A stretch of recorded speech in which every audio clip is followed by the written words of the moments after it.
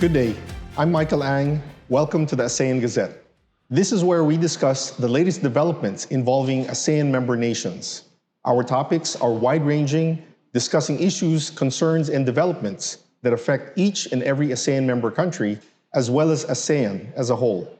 Today, we'll be talking about Vietnam. And joining me in this fireside chat is His Excellency Lai Thai Binh, Ambassador Extraordinary and Plenipotentiary of the Embassy of the Socialist Republic of Vietnam in the Philippines. His Excellency Ambassador Lai presented his credentials on January 2, 2024. Good morning, Your Excellency, and welcome to ASEAN Gazette. Good morning. Thank you. Ambassador, how has your stay been so far in the Philippines since presenting your credentials? Oh, very good. I have been here for almost 2 years and meeting a lot of interesting and friendly people. And I must say that the Philippines is a very beautiful country with very, very friendly people. And not only me, but also other ambassadors. We usually talk to each other that we feel very comfortable, like at home, working in the Philippines and promoting relationship between the Philippines and other countries. That's good. That's very good to hear that you're adjusting very well to your new post. Yes. A lot of people think that when we talk about Vietnam, they think of the wonderful destinations. They think about the food tripping. Yep. There's so many things to discover and to explore in Vietnam. Mostly because of the proximity to the Philippines. Yes. But Ambassador, correct me if I'm wrong, there are more similarities between Vietnam and the Philippines, aside from both being in Southeast Asia, both being founding members of ASEAN. Yeah. I think our populations are similar. You're at over 100 million as well. Yes. Can you tell us more about the similarities between our two countries? Oh, you are right that there are so many similarities between the Philippines and Vietnam. We have a very similar land size. Just over 300,000 kilometers. And we have a very similar population. Vietnam, right now, we have more than 100 million people. And you have about almost 120 million people. And we have very similar GDP. And GDP per capita, of course, very similar to each other. Yes. And we have, shared history. And I must say that we also have shared culture where we eat a lot of rice. We even eat balut. Yes. And we sing a lot. And we try to be friendly, open, and helpful to other people. And, here in the Philippines, people usually speak Tagalog with me. Because most of you think that I am a Filipino. Yes. And I believe that if you go to Vietnam, maybe a lot of people will think that you are Vietnamese also. Yes. So from own perspective, we are very similar to each other. Yes. Yeah. And it's really amazing to think about. I remember, Ambassador, when I was based in Hong Kong, many of my Filipino friends there and coworkers, when they were craving balot, it was easier to find balot that came from Vietnam rather than balot coming from the Philippines. But it allowed us to have that taste of home, courtesy of Vietnam, in another country. So it's really amazing. With regard to our historical ties, Ambassador, I know there have been many migrations by different Vietnamese families to the Philippines and Filipino families migrating to Vietnam. Could you share some highlights maybe from your records from either the embassy or from your foreign ministry? We think that we have a long history of working with each other. And for the migration, I believe that, this is my personal thinking only, maybe 4,000 years because of the proximity between the two countries. We have the South China Sea in between that, like someone here in the Philippines said, the sea divides us, but also the sea also connects us together. And so, migration from Vietnam to the Philippines or from the Philippines to Vietnam or the other countries. I believe that is very natural for 1,000 years. And but since we established the diplomatic relation between the two countries in 1976, we exchange a lot of people-to-people delegation and business delegation and the government high-ranking officials.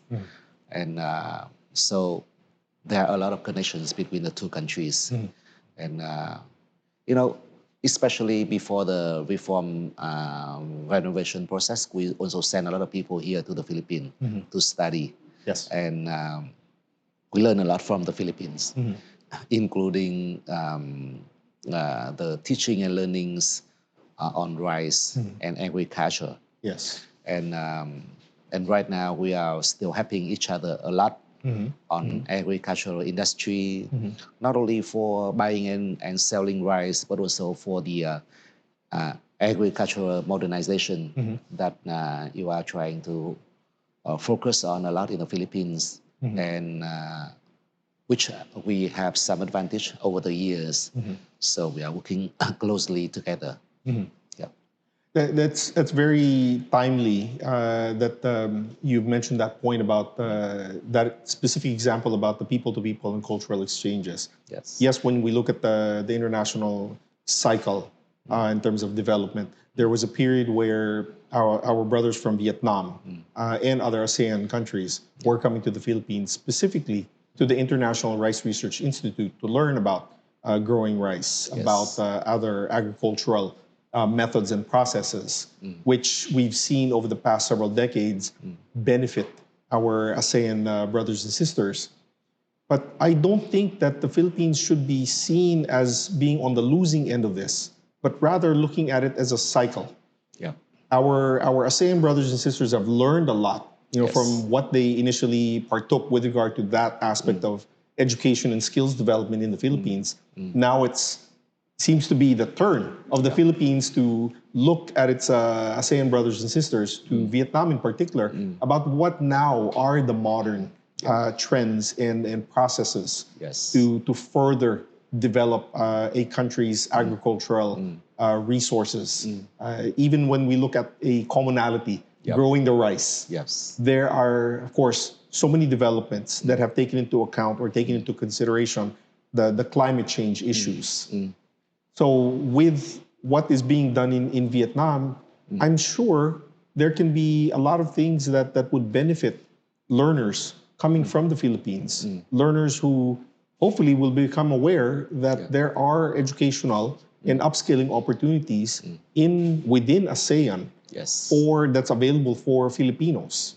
So we don't have to go too far. We can just go to our next door neighbor like Vietnam and learn about these different processes.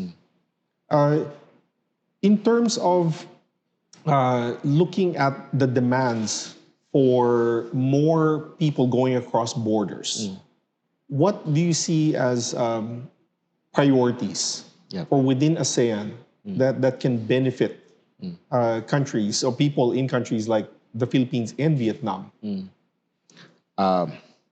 You just mentioned a very interesting point about human development. Personally, I think that history is full of a lot of stories about going up and down for all the nations. And frankly speaking, each nation has their own ways of developing. So I think that talking about losing edge of development sometimes is relevant, sometimes it's not. Because I think that each nation has our own ways of development, and sometimes we go fast, sometimes more slowly. But the more important thing is that we should learn from each other. We should help each other. We should work with each other for the benefits of, how can I say, not synchronization, but helping each other, utilizing our own capacity. Yes. So in the past, I think that not only the Philippines and Vietnam, but also other ASEAN countries, we usually think about, we, we, we, we used to think a lot about, like America, China, European countries. And in fact, right now, we are also sending a lot of people to those countries. Yes. But I believe that given the new difficulties in developments all around the world, we are thinking more about neighboring countries. Yes. As a very good source for not only exchanging trade and investment, but also study and other areas of developments. And history also told us a lesson that we should not only focus on self-reliance, but also to diversify the connection to the international communities. And sometimes I feel that we are doing a lot of things within ASEAN, but we should do more.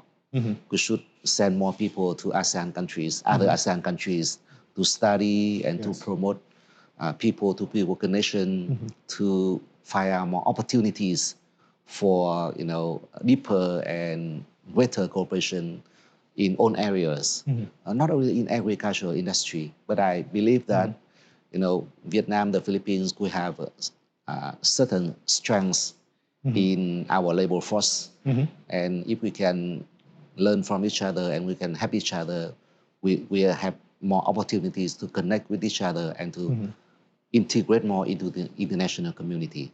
That's right. That's right. I completely agree, Ambassador. At the end of the day, we need to look at the strengths of ASEAN as a whole. The fact that we are very big, if we look at the total number of ASEAN countries, you're looking at a population of around 650 million people in one region that are very diversified within that small group. And yet, historically, as you said earlier, there has been a lot of cooperation within ASEAN member countries. So it's important for the peoples of all of the ASEAN countries to realize that it's not about international or regional, in this case, regional competition. It's about regional collaboration and cooperation. Yes. Because it seems like, and correct me if I'm wrong, Ambassador, it seems like the best way to move forward for our region would be to find ways to strengthen each other by having more of these exchanges, more collaborations and cooperation within the ASEAN countries for a more unified regional activity, whether we're talking about unification to strengthen the educational systems within the region, to provide better opportunities for upskilling so that there are more opportunities for work and careers for people within ASEAN. But of course, that cannot happen unless we are all on the same page. That we know this is what we need to tackle. But to get there, there are steps that need to be taken. And sometimes the best step is not necessarily from what you have in your own country, but looking at the examples from our other brothers and sisters within the ASEAN community. If I may, Ambassador, what does Vietnam look forward to with the Philippines coming into the chairmanship again of ASEAN? What are some of the expectations? Next year will be very important for Vietnam and the Philippines as we celebrate the 50th anniversary of the diplomatic relation between Vietnam and the Philippines. And you will take the opportunity of being ASEAN chairmanship in 2026. And so Vietnam want to reaffirm that we fully support the Philippines chairmanship next year. And we hope that the Philippines we continue to advance ASEAN priorities in development via the such as economic priorities, especially the economic recovery. Yeah. Yes. Yes. Especially,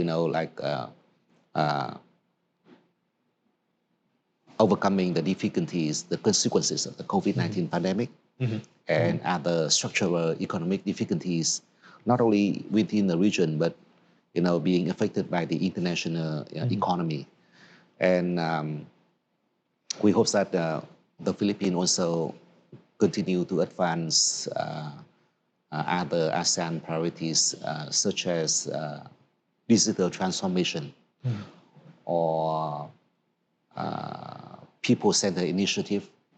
And we also hope to cooperate with the Philippines and other ASEAN countries in promote more maritime cooperation, climate change initiative, or other initiative to achieve the peace and prosperity for the region. And of course, we would like to join you in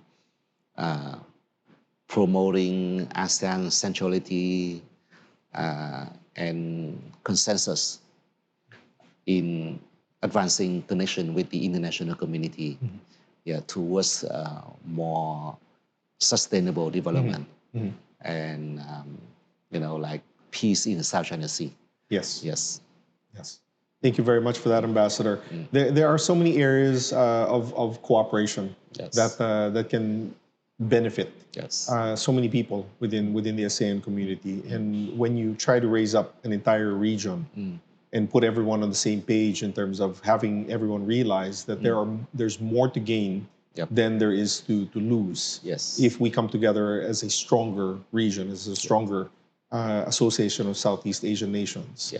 It really provides more hope, better future for the next generation. And that's what we are all working towards, to make sure that there is that continuity for realizing the opportunities. But now we're trying to reset the perspective. Instead of looking so far outward, let's look closer, because there's already a lot to gain and benefit from when we look internally into our own region and further strengthen the relationships that we have, so that we can have more developments with regard to areas of cooperation and collaboration for the benefit of everyone here in ASEAN. Thank you, Ambassador Lai, for joining us today for the first fireside chat of the ASEAN Gazette. Would you like to share some parting words for our viewers? Thank you so much. And can I mention just some possible cooperation between Vietnam and the Philippines? Please. Before we stop. Yes. And I'd like to come back to the thing that you mentioned, that was education. Yes. And from my perspective, international relations are changing a lot, and we are facing with a lot of issues that make not only ASEAN, but also other regional blocs and other countries to change the way of thinking and the way of working with each other a lot. Yes. And but I think that everything begins with education and supported by education. Yes. So as we mentioned before, we send our people to different ASEAN countries to study. Yes. And in fact, it helped a lot in order to help ASEAN countries to grow like we are today. But I believe that there will be more opportunities in the time to come. And for example, you before we began the conversation, you also mentioned the fact that you talk with some people here about going to other ASEAN countries to study. Yes. And I was very surprised to learn that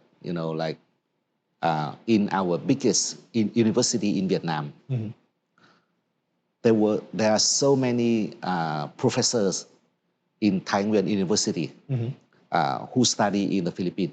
Really? Yes. Wow. And it is now the biggest university in Vietnam with about 85,000 students. Wow. Yes. And right now in in Taiwan University, there are almost 100 Filipino students. Okay. And they even stay in Vietnam during the COVID time. Yes. And study. Wow. Yeah, and so we are so proud of it. And that's why Taiwan University has a lot of connection with the Filipino universities here. Maybe 40 or 50 universities here. Okay. Have, yes. And strong and yes. and usual connection with Taiwan University. And I can see that I can say that it is an example, a great example of how we can work with each other. And they are very good at many things, including agricultural industry. And they are in discussion with some universities here Yes. to talk about how to support each other more, not only exchanging students, but also, joint research. Yes. Yeah, Yes. and joint publication. Correct. Yeah, because the Taiwan University is also very good at international publishing. Okay. And certainly Filipino universities are very interested in that. And not only education, but I think that tourism is also a very promising area that we can enhance cooperation in the time to come, to enhance people-to-people connection. Yes. And this year, I believe that the number of Filipino tourists to Vietnam may be double than the number of last year. Really? Yeah, no. Oh, that's why you mentioned increased flights. Yes. Before when we last spoke. Yes. Yes. And I believe that it's not only the food from Vietnam, but also because we share a lot of similar culture. Yes. So I believe that Filipino tourists feel very comfortable visiting Vietnam. Yes. Yeah, but in the meantime, I hope that we can have more people to visit the Philippines. Yes. Because the Philippines is a very beautiful country, and you can give a very unique experience. Yes. To not only to Vietnamese tourists, but also to international tourists. Like I went scuba diving sometime, and I think that you are one of the best places in the world. Yes. Yeah, for scuba diving. Yes. Yeah, and but I think that we need to do some more marketing campaign from both sides. Right. Yeah, right. in order to educate people about those opportunities. Yes. And last but not least, I think that for the trade opportunities, I think that or economic opportunities, I think that we can do more together. Yeah, because right now, although we are doing very well, but I can see that for the trading of certain products like seafood, fish, meat, fresh fruit, vegetables, buying and selling between the two countries are still very limited. Okay. And Yes. I think that in the time to come, if we can,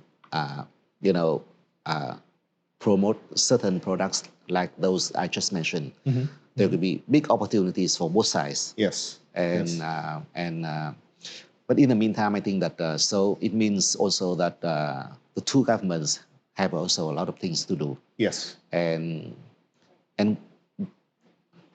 beyond that, I think that the two countries are also experiencing a lot of opportunities in joining bigger regional agreements. And so, I mean that there will be huge opportunities. Yes. If we really would like to open our markets and to integrate more into the regional cooperation. And so that's what I think. Well, those are really key points, Ambassador. Yes. On the point of the education, again, looking at what I experienced when I was going around the country earlier this year during the campaign, many people are thinking that when you tell them about educational opportunities in other countries, as I mentioned before we started the interview, that their first thought is to go outside of the region.